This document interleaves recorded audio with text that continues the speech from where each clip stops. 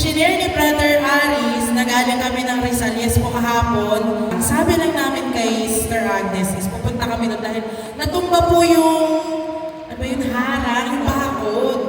Nag-aalala po kami sa mga gamit po na meron kami doon. So pumunta kami ni Brother Aris. So gagawa lang kami ng pansamantagal na bakod. Nukuran lang ni Brother Aris at konting pukpok, ganyan, para tumayo. Thanks God, natapos yun. And then, habang kami nagpapahinga dahil kainitan ng araw, mga alauna, alas 2 yun, kami po'y nagpahinga muna at nagmuni-muni. Alam niyo po yung kantang Kasama ni Flo G at ni Chito Miranda? Ayan, so sa mga kabataan, naririnig niyo yan. Naintindihan niyo ba yung lyrics? O, yun lang. Kasama. Yung rap nila, di ba? Naintindihan niyo yung lyrics? Hindi niyo pa napakinggan. Pakinggan niyo yun. Kasi ito, sabi ko kay Brother Aris, loko tong kantang to para akong pinapatamaan nito. Sabi sa lyrics, mga kapatid, araw-araw may dumadating na hamon. Amen? Di pa natin tapos yung kahapon, ito na naman yung panibagong problema na nagkapatong-patong. Amen? Totoo yan. Happening. Amen? Tapos, dadagdag ka pa. Magre-reklamo ka. Nahirap ka na, umabot sa puntong aayaw ka na. Amen? Parang gusto ko na lang tumakas. Ha? Di lang ikaw ang nakakaramdam.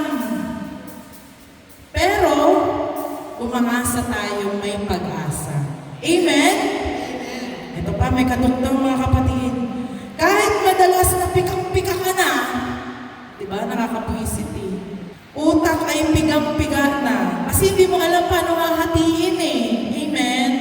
Mag-aaral ako from this time, mag-aaral ako itong oras ko lang ito pag-aaral. Maghuhugas pa ako. May ano pa kami, magkakabisado pa ako. Bilang nanay naman, anong ulam? Ang hirap na tanong. Tapos may gagawin ka pa, maglalaba ka pa, magpa-plancha ka pa, magaganong. Ang hirap hatiin, ano? Tapos sabi pa dito, nag-iinarte pa, akala mo aping-api. Sabi mo, aray. Parang ako yun Huwag kang umasta na ikaw lang ang nasasaktan. Uy! Tamaan, huwag magalit. Huwag kang umasta na ikaw lang nasasaktan at nahihirapan. Di lang ikaw ang may nararamdaman. Ayan, sabi ko, loko talaga itong tugtog na to Konting tiis lamang.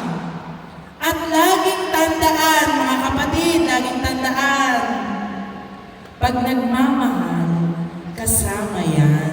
Amen? Alam niyo mga kapatid, yung mga nararamdaman natin na to, na stress yan sa bahay, sa eskwelahan, sa trabaho, nararamdaman natin yan. Alam mo kung bakit, kapatid? Sabihin niyo, bakit? Kasi mahal mo yung ginagawa mo. Amen?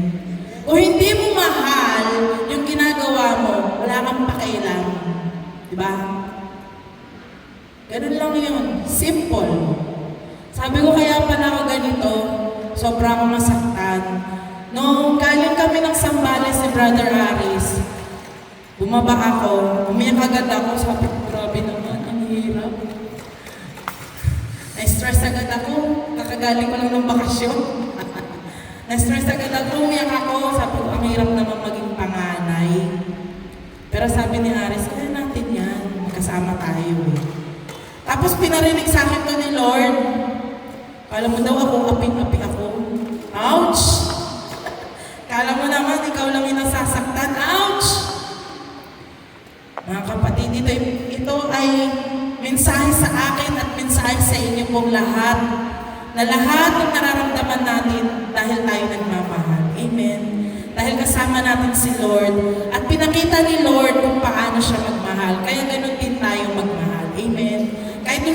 tao na hindi karapat dapat mahalin pero tayo lubos na nagmamahal.